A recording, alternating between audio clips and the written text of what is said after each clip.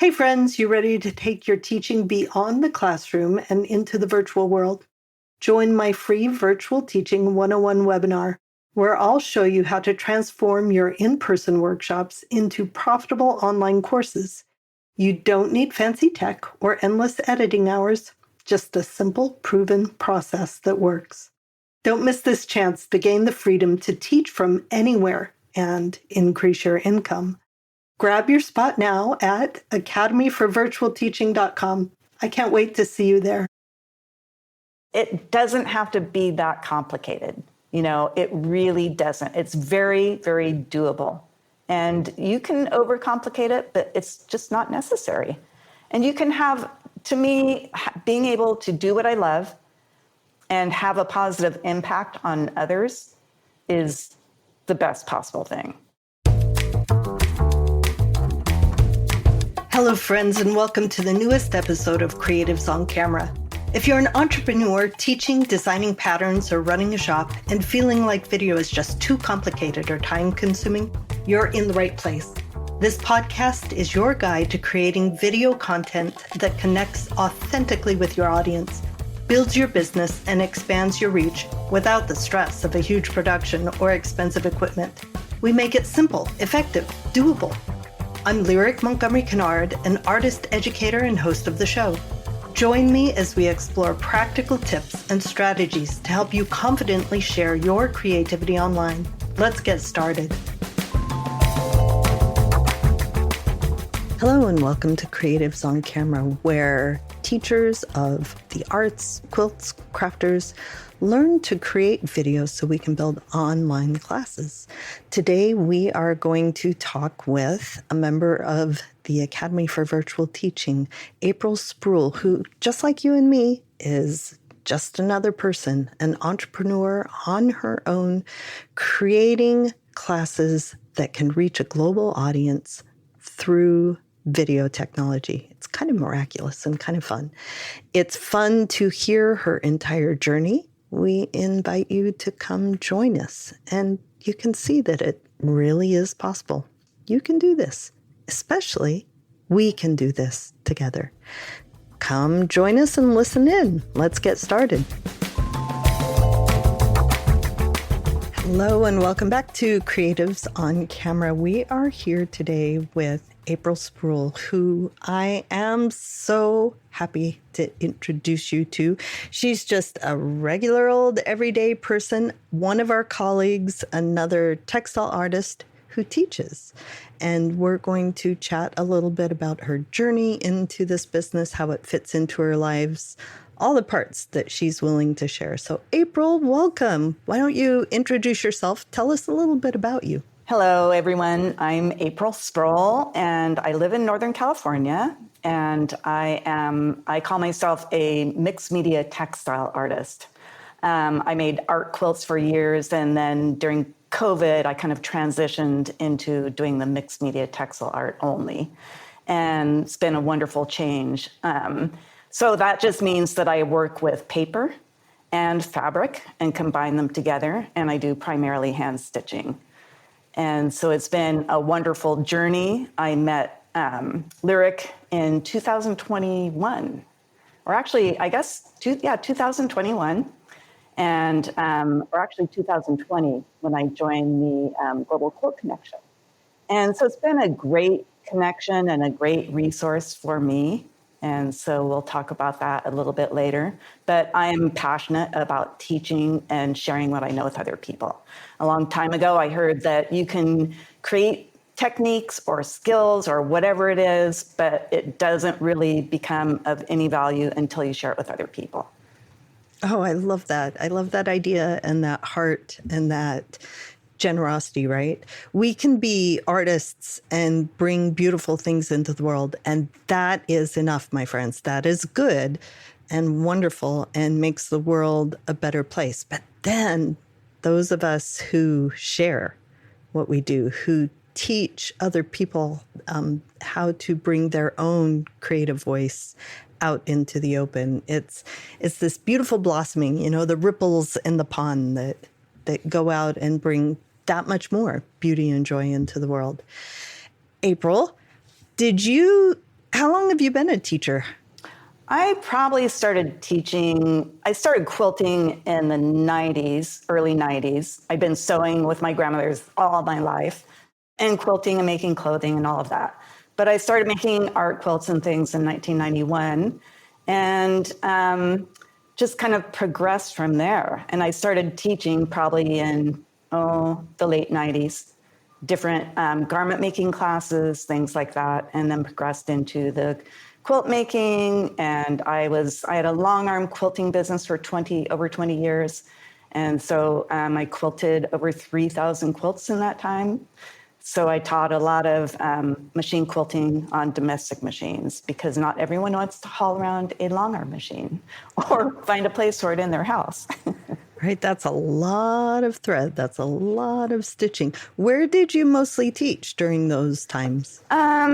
Places like for different guilds within California. I've never wanted to travel and teach because I take a lot of stuff with me. I have a lot of samples and different things that I pack to take along. And I just couldn't envision doing that. And I also did a lot of hand painting on textiles. So I developed a line of stencils just for painting on fabric. And so I taught that for many years too. And so I had a product line and I did vending at a lot of large quilt shows and things like that. Right. But mostly within your own geographical area and in person? In San Francisco, down into the San Francisco area, which is about 5-6 hours away. And then, so basically places that I could drive to. Right. Not really interested in hauling to, mine are always 49.9 pound bags. I know. Plus the carry on the AV and shipping boxes ahead and all of that. I can't imagine why.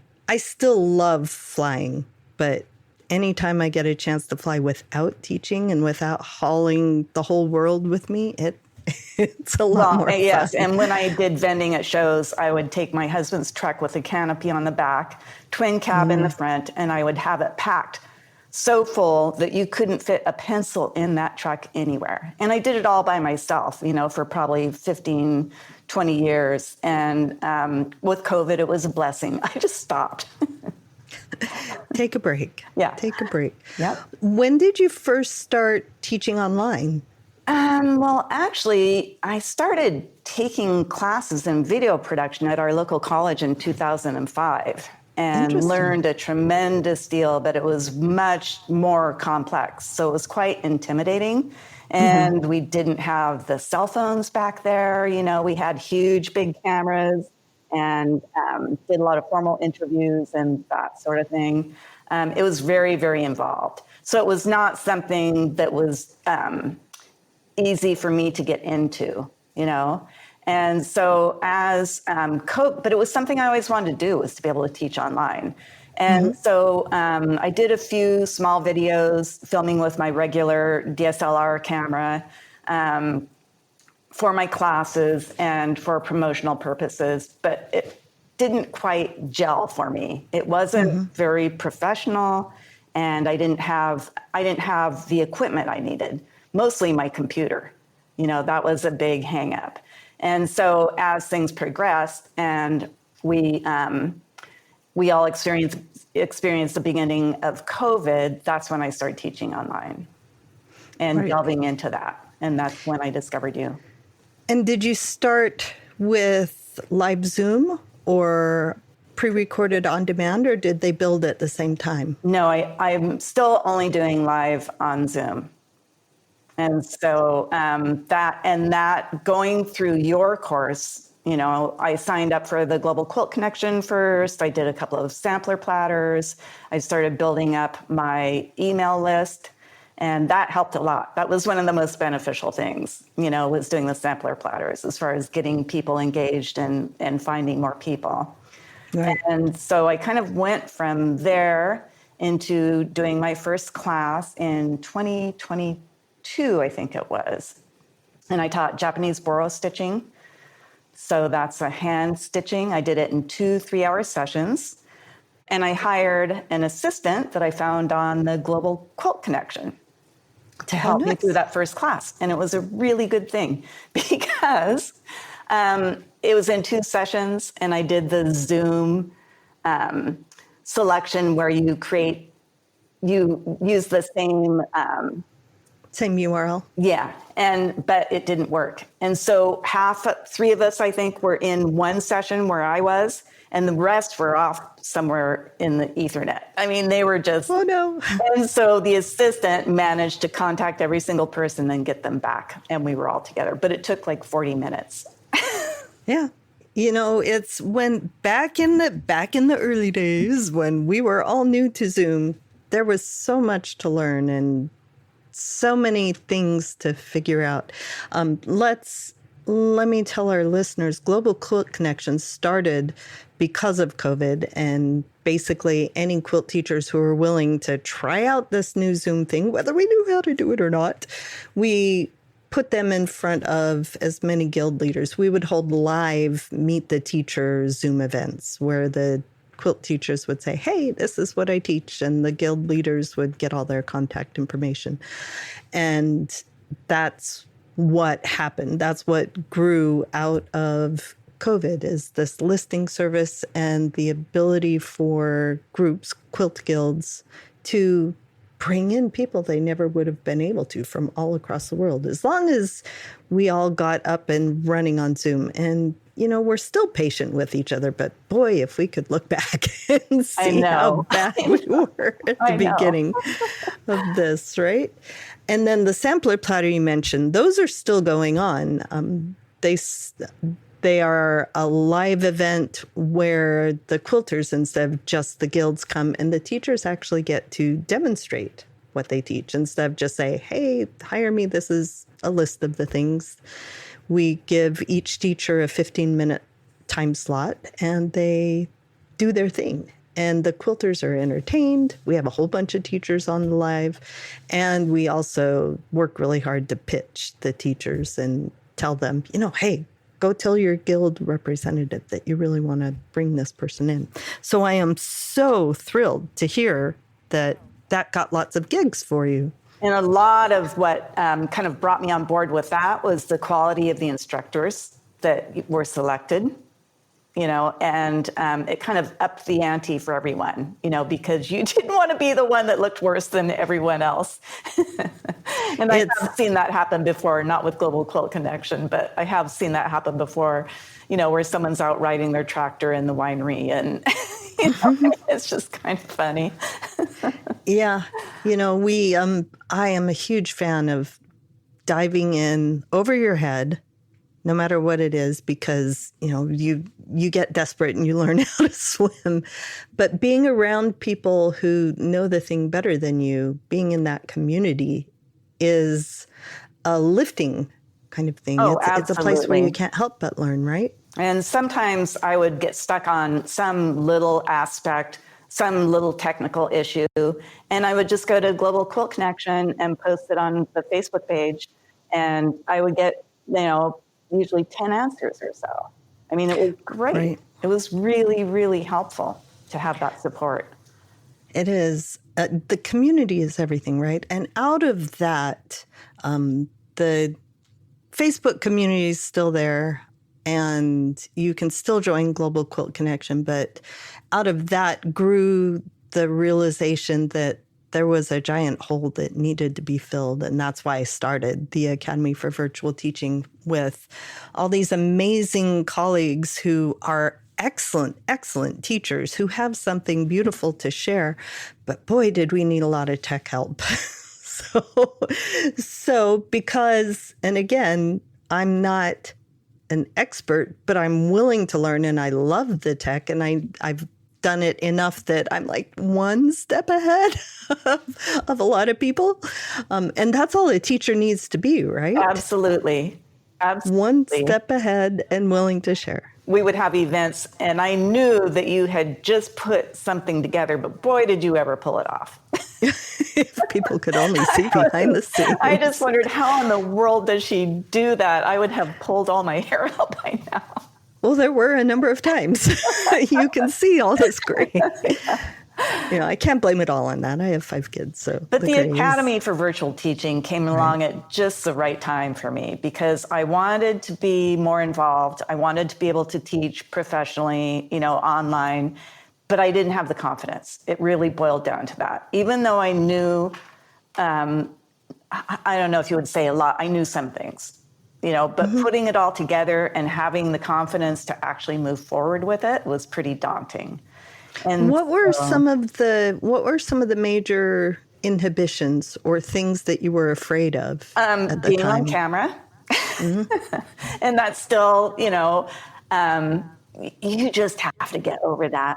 You just have to get over it, I mean, you really— You're singing my song. Because no one likes the way they look on camera, or I haven't met very many people that do. And I look at myself from like 2 years ago and I was like, why did I think I looked so bad? I looked really good then. Look at me now. But it's just a thing. And you can't stand listening to yourself. Honestly, just get over it. Don't watch yourself. Or just do a mini little critique, was the lighting correct? Or was this all right? Those sort of things. And the most important thing you can do is just learn to find that comfort zone online, when you're in front of a camera. And I'm still working on that for Zoom. I'm kind of fudging my way, not on Zoom, but on Instagram and doing the live videos. So I'm just edging into that. But I think, and the equipment part of the Academy was huge.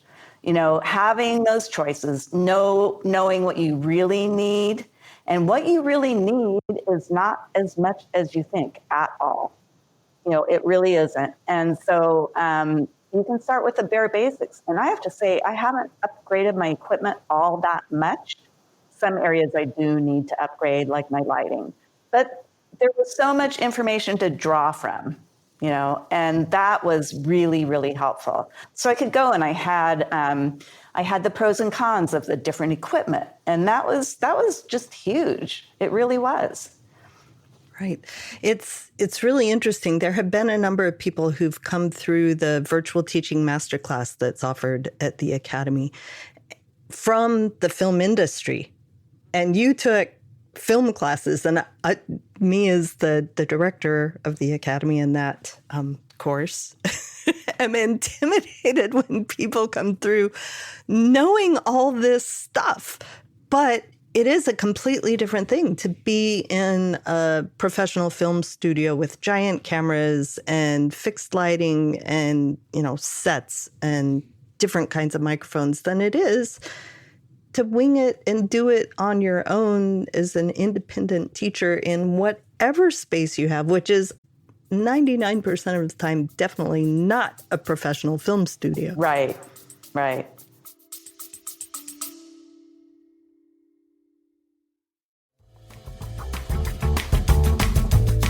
Let's talk about teaching online. Maybe you've thought about it, but it feels overwhelming. You're worried about being on camera, not having the right tech, or figuring out how to translate hands-on workshops to a virtual setting. I've been there, but here's the truth. You don't need to be a tech genius or have a big audience to make online teaching work. That's why I'm inviting you to my free Virtual Teaching 101 webinar. I'll show you how to take what you're already doing and turn it into online classes that reach students globally, all with minimal equipment and simple steps. When I made the switch, my income per teaching hour jumped by 7 times compared to in-person workshops.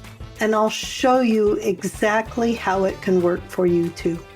Spots are limited, so don't wait. Sign up now at academyforvirtualteaching.com and let's get you started on this incredible journey. I'll see you there.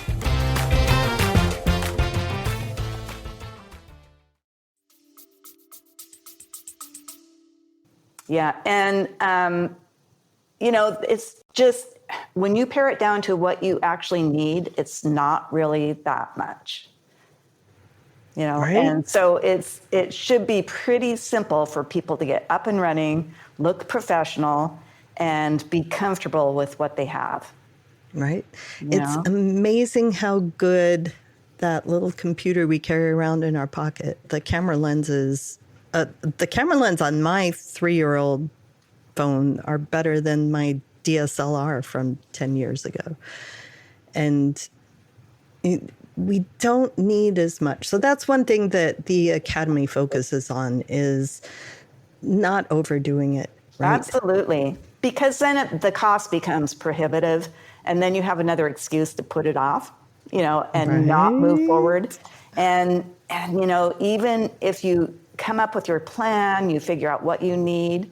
I was really fortunate because with COVID, I got a $5,000 grant from the California government that I didn't even apply for it. Oh, maybe I did apply for it. But it was one of those things where, I'll just send this in. Yeah. I had no idea. So I was able to buy a laptop, which I didn't have a laptop. I just had a big desktop. I bought a webcam. What else? I think I already had I had an old phone, but I upgraded that.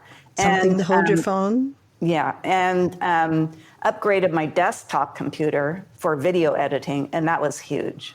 And people don't realize, but one of the most important things for editing is a good graphics card. So even beyond the program that you're using, you need to have a good graphics card for video editing. That is really helpful. So, and the editing, as far as there's so many different programs out there, I subscribe to the whole Adobe platform, because I've used it over the years for my teaching, my business, all sorts of things. So I'm pretty tied in to Adobe. And you can get a student discount, even when you're old. I had a student discount for 6 years, and they're like, well, I think, and it was $15 Maybe you need a month. to be a grown up now. Yeah. So. Well, I always encourage people, use what you have and what you already know.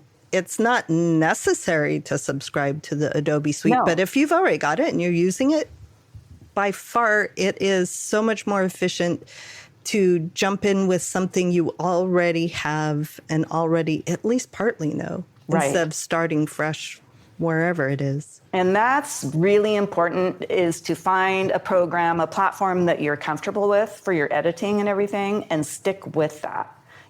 Don't keep jumping around, because every time I start jumping around, whether it's editing quick videos for, social media or whatever it is, I regret it, because then you're going down a whole new rabbit hole. So just keep it simple, keep your editing simple, and learn the basics, learn what you really need to do. And YouTube is great, because you can find a lot of information on there as far as the editing and everything. And one thing I do is I keep these cards, index cards, and I have a stack of them on my desk. So when I encounter an issue that takes me some time to figure out, I write it down, I put the date on it, I write down the problem at the top and what I did to rectify that problem. Brilliant. Yeah. And because next week you'll go back and you have no idea how to fix it again. I might have the same issue. It's like, didn't that happen before? And I'll write down, if I found the solution on YouTube, then I'll write down the name of the person or the video that I watched, and that has saved me a lot of time. Right. So. You were in the Academy Masterclass way back at the very beginning. So it's been a number of years, right? So now we have, you were one of our beta people, one of our very special, amazing beta people when we were still figuring it all out. It's been updated over and over. And now we have a huge number of different editing tutorials, different sections for different main programs that people use. But throughout all of them, the efficiency of only doing what you need. Mm-hmm. Absolutely. So I use Premiere Pro, which is huge. When I first, and it has changed tremendously since 2005. It's become much, much simpler and very user-friendly compared to what it was. You don't have to be a professional to do it. And I use probably 1/100th of what that program is actually capable of, but it does what it does so well. and that's what you want. And you just go through your steps, you import your video, blah, blah, blah, and just write those steps down in the beginning and stick to that little list, that little menu that you have, and keep it super simple. People don't want to see things spinning around on the screen or, and a lot of people don't like that because it makes them busy. Right. So find a workflow. Yeah. The process, find the minimum things you need to do when you're editing, and just stick with them. It's the same. When I'm editing a video, it's like chop, chop, and look at the sound gaps, squish them in, put this. I use the same transition for everything. Pull in, I've got my file folders where I know where everything is. Editing goes phenomenally faster now than it ever has. Mostly because I know the process, but also because we don't need all the fancy. You don't. When people come to us as creative makers to learn something, that's what they need. That's what they want. Yeah, and you can set up a list of other things, other special techniques or whatever that you would like to learn, and just do one a month or whatever, when you have nothing better to do. April, that is. Tell me honestly, when is the last time you had nothing to do in your business? But not when you're under duress to get something published right away. And I even use Premiere Pro for my Instagram videos. Yeah. Because whatever's it's so easiest. simple. Yeah. Yeah. Whatever's easiest. Yeah. So that's the video creation. Tell us what your equipment setup is. You said it's still very simple. Yes. And so I have I never thought this would be an issue, but I have windows around 3 sides of my studio. So I had a studio built behind my house, and I'm up on the 2nd floor, and it's I have lots of lighting, but the sun shifts, and so being in front of the window did not help because it would change every 15 minutes, and I never knew what time of the day I'd be recording. So that was an issue. So now I moved everything over to the middle of the room, less subject to that changing light. And I have too many windows to cover. So that's not a solution. But I use my laptop. I have a bigger monitor, a second monitor that I set up, and that way I can see everyone large. I have a couple of ring lights that I use, and I use a webcam, a Logitech webcam, and a GoPro wireless mic. What holds? Do you use an overhead camera? No, for Zoom I use. Well, I have a. What brand is it? IPEVO 4K document camera for my overhead camera. Okay, so you don't need to have a phone in a holder because you have a document camera. And I don't use a phone because I don't want that. I don't want that extra thing to deal with. Sure. And tried different apps, and one would work for a while, and then it would kind of peter out, wouldn't work. I'd have issues with the document camera. It's high resolution. It's big enough for what I need. I can get high above my work surface enough. Yeah, you do handwork and smaller things, so you don't need a super wide shot. And I do a combination of pre-recorded videos. And those are the things that are more time consuming, where I don't have to want to repeat it or recreate it for every single time I teach that class. So I have them all numbered and lined up. Some are stock videos. If it's how to do a certain stitch or a certain technique, I can use that same one in 6 different classes. Right. And so I keep track of those. And then I intersperse it with live demonstrations. Right. Yeah, and that works really well. Right. On live Zoom, I use pre-recorded tutorials all the time. 1, if it's noisy. 2, if it's messy. Yeah, exactly. Yeah. And 3, like you said, if it's just time consuming, if you have to make a new thing for that demo every time you teach it, it's so much easier to pop up a video. And you can edit it so it's like stable and still and super close up. And people, a lot of new teachers who don't know if they want to teach on Zoom are worried about this. They're like, I like the interaction, but why wouldn't they just buy an on-demand class with the video? Why would they, if I'm just going to show them videos that they would see anyway online, what's the point? Tell us what you do. You want that personal connection with your students. And I keep, at this point, I'm changing things, within the next year, this will all look totally different. But right now, my happy spot is 16 students because I have plenty of time to spend with them. And I have it worked out financially, so that works really well for me. I make twice as much as I do teaching in person, and I don't have to go anywhere except 10 steps outside my back door. And that works really well for me, And you can answer people's questions, and then they feel they have that connection with you. Right. And I think that's really important. It is very different teaching in person. When you're in the classroom and at a glance, you can see what students are doing, than when you're on a Zoom call and you see their face or sometimes only their forehead or, their lighting isn't good. You can't see over their shoulder what they're working on. So it's a very, very different skill to teach via Zoom, which can be learned. So tell us how you effectively make that connection and see what your students are doing. So what I do is I just have them photograph it with their phone, their work, and email it to me. And I tell them, stop and let me know you just sent that to me, because I'm not going to be checking my email to see if anything came in. Let me know and I'll take a look at it. And so I do that. Right. And another thing I do is, one thing I start with is a short video about the class on my website, so they know what to expect. And then once they sign up, I create a pre-workshop prep video, because it's unbelievable. People can read the same list and have a totally different conception of what they need to do before class. Some people are halfway through the class by the time they actually come.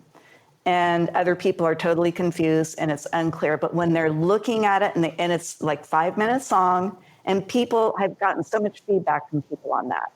They feel like they're prepared. They know they have what they need. If they can do something in advance, it's going to save 2 hours of class time, then they've done it. And that is really, really helpful. But I think just being available to people, is wonderful. Right. Afterwards, if somebody wants to, I have a class, a Zoom meeting once a month. If they have more questions, they can join us there. It's free. Oh, nice. So they can get more feedback on their piece. And so those are some of the things I do. Very nice. And it's kind of brilliant, right? When you are signing up for an in-person class, you'll see the advertisement, you'll see the supply list. But what you've done is give them a glimpse of the real thing with video ahead of time. I know some teachers who have an advanced, quick Q&A meeting, but making a video that is, this is how I want you to prepare for it, is even more efficient. Absolutely. And then they can go back and watch it again. And I let them know, you can contact me if you have any questions or if, you need clarification about something. But because some people that have taken classes with me before, I send out the documents, like the student handouts, usually 2 weeks before I'll send that out. So they'll be reading through it and be halfway through the class. Well, they're going to be really bored sitting in class. So I make it clear, this is all you need to have done, and don't worry about anything else until we're all there together. Right. So what I've found teaching on Zoom is the teacher is responsible for much more communication before the class, during the class, and after the class, right? To make sure their students get a full experience. The thing where, like, I'll do the same thing. I'll I'll teach my people how to clear space around their project, hold their phone level with it so I don't get wonky keystone shots, and email it to me. And then another huge advantage, I do design classes where in person, it takes a full hour to go around we have a walkabout and we talk through each person's project and the design decisions that they work through. But on Zoom, when they send me a photo, everybody keeps working, but I share screen and we talk through the design decisions where everybody gets to look over the shoulder. Mm-hmm. And we save a whole hour at the end of the class. And that's really important. Yeah, to be able to do that. That's a great, great idea. Right? Because you learn as much from the other students and what they're learning as you do just this one way back and forth between the student and the teacher. Mm-hmm. Tell me about what teaching online has opened up for you in the rest of your life. Oh my gosh. I would say I really love collaborating with other businesses. So I've taught for, let's see, I had it written down here somewhere, Skillshare. I've done 2 classes on Skillshare. And every time I get let into that back door of a company to see how it all works and what the requirements are, I have learned so much. I've worked with textileartists.org in the UK. And I just signed another contract with them. The first project I designed for them, the first class, went really, really well. It was very difficult, but it all turned out beautifully. And it did exactly what I set out to do. And that was the important thing. And so, and then let's see, Craft Napa. I've taught at Craft Napa for 4 years now. Mm-hmm. Their online version of... First year was in person, and then I did the last 3 years online. And so I learned a lot from that. And that really opened up, and then of course the class in the UK opened me up to a worldwide audience, which I really, really love. And so now I have students, not that many, but from around the world. And I love working with people from other cultures and seeing their point of view and, what they do. To me, that's invaluable. I really enjoy that a lot. Now I have a best friend in Israel who started out as one of my students, and now we'll do private Zoom, meetings to catch up with one another. She calls me her sister from another country. Nice. It is such a beautiful thing to have this global network. There are art and textile and craft traditions all around the world that are all different, but also have so much in common. And creatives can make that connection no matter where we are in the form that our creativity takes. And another big thing that the virtual teaching allows you to do is to create a business that's about you and your goals, and custom tailor that to your needs. Whether you have young children at home and you can only teach when they're at school, or you have very limited time, or you have maybe an elder person that you're taking care of, it still is possible. And you can custom tailor it to how much time you want to devote to your business, and I really like that a lot. So that's been incredible. It is a huge thing to be able to find something that fits into whatever limitations we feel that we have around us. There are not only caretaking, but health issues, or whatever else we want to think of, hearing or vision issues. You can still make it work. Here with this, I think it's such miraculous technology. I know that we're able to reach each other, right? I know. It's amazing, and it doesn't have to be that complicated. It really doesn't. It's very, very doable, and you can overcomplicate it, but it's just not necessary. And you can have to me, being able to do what I love and have a positive impact on others is the best possible thing. It fills the soul, doesn't it? Yeah. And you're supporting them. It's not about me. It's about me sharing what I've learned through a whole lot of research and trial and error and making a lot of mistakes, and that's how I learn. But then to be able to go and share what I've learned that works with other people and encourage them to find their own voice. They can copy what I do in the beginning, but it's about them finding, that voice, that type of creativity that really makes them happy and makes them glow. That's what it's Belongs to about. them. There's something amazing about helping somebody pull their creativity out. Let's talk a little bit about community and about not doing this on our own, because it is very much we're alone in our studio with a computer and we're making videos on our own, and it can feel isolating, which is why we build communities like the Global Quilt Connection or the Academy for Virtual Teaching, or why we teach in groups like at places like Skillshare or Craft Napa, right? Right. So actually, I want to mention this because you and I haven't talked about it before, but one of the best things that I got from the Academy for Virtual Teaching was when you set up the groups, the mentor groups. And so I'm in the green group. We never changed our name. I think they just gave us colors. We're like, okay, well, let's just stick with that.